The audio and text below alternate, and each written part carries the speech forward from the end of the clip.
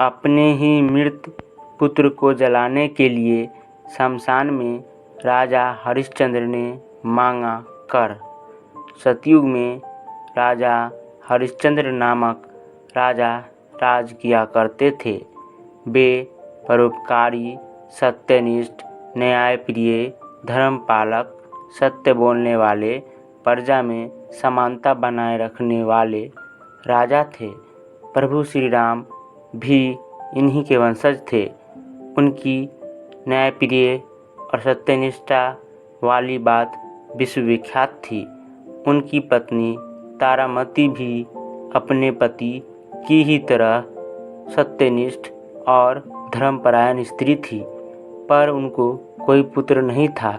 महर्षि वशिष्ठ उनके कुल गुरु थे और उन्होंने राजा हरिश्चंद्र से वरुण देव की उपासना करने के लिए कहा।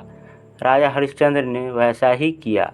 वरुण देव की कृपा से महारानी तारामती को रोहित नाम का एक पुत्र उत्पन्न हुआ, पर इसमें शर्त यह थी कि वरुण देव को राजा हरिश्चंद्र उस पुत्र की बलि चढ़ाएंगे। पुत्र मुँह से राजा हरिश्चंद्र वैसा न कर सके, इसलिए वरुण देव के कोप से राजा हरिश्चंद्र को जलोदर रोग हो गया। गुरु वशिष्ठ ने एक ब्राह्मण को 100 गाय देकर उस ब्राह्मण के पुत्र को खरीद लिया। फिर यह निश्चय हुआ कि रोहित के बदले इसी ब्राह्मण पुत्र की बलि चढ़ाई जाएगी, परंतु ऋषि विश्वामित्र को उस बालक पर दया आ गई। उसका प्राण बचाने के लिए उन्होंने उस बालक को वरुण देव की आराधना करने के लिए कहा। उस बालक की आराधना से वरुण देव प्रसन्न हो गए। उन्होंने उसका बलिदान लिए बिना ही राजा हरिश्चंद्र का रोग दूर कर दिए। राजा हरिश्चंद्र की सत्यनिष्ठा और न्यायप्रिय होने वाली बात जब देवराजेंद्र को पता चली, तब वे राजा हरिश्चंद्र की परीक्षा लेने की सोची। यह कार्य देवराजेंद्र ने महर्षि विश्वामित्र को सौंपी। ऋषि विश्वामित्र ने राजा हरिश्चंद्र को एक स्वप्न दिया, जिसमें राजा हरिश्चंद्र ने अपना सारा राजपाट महर्षि विश्वामित्र को दान कर दिया है।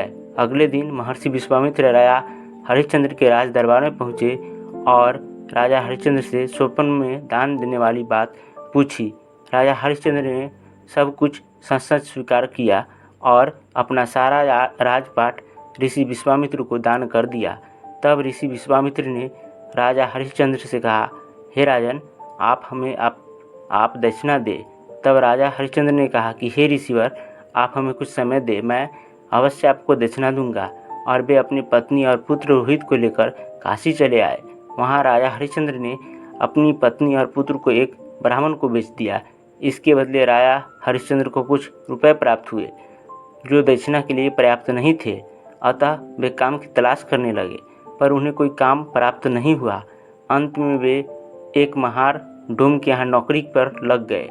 राजा हरिश्चंद्र का रोज का काम था शमशान घाट पर शव जलाने के लिए आए लोगों से कर वसूल कर शव को जलाना। राजा हरिश्चंद्र की पत्नी तारामती ब्राह्मण के यहाँ बर्तन मांजने तथा चूल्हा चौका करने का काम करती। पुत्र रोहित उन कामों में अपनी माँ की मदद किया करता था। एक दिन बालक रोहित पूजा के लिए फूल लाने बगीचे में गया। वहाँ एक विषैले सांप ने उसे डस लिया। कुछ देर बाद उसकी मृत्यु हो गई। तारामती रोती बिलखते हुए अपने मृत पुत्र को गोद में लिए शमशान घाट पहुँची, तो डोम बने राजा हरिश्चंद्र ने तारामती और अपने मृत पुत्र को पहचान लिए, परंतु वे कर्म के हाथों बंधे हुए थे। उन्होंने दिल पर पत्थर रखकर तारामती से शव जलाने के लिए कर मांगा, पर तारामती के पास तो कुछ भी नहीं था। वह रोती बिलखती हुई बोली, मेरे पास देने के लिए कुछ भी नहीं है। तब राजा हरिश्चंद्र ने तारामती से कहा कि तुम अपनी साड़ी का पल्लू फाड़कर दे दो, यही कर हमें स्वीकार होगा। रानी तारामती ने अपना पल्लू फाड़ा ही था कि सभी देवतागण और ऋषि विश्वामित्र प्रकट हुए और राजा हरिश्चंद्र से कहा, हे राजन, हम आपकी सत्यनिष्ठा की परीक्षा ले रहे थे।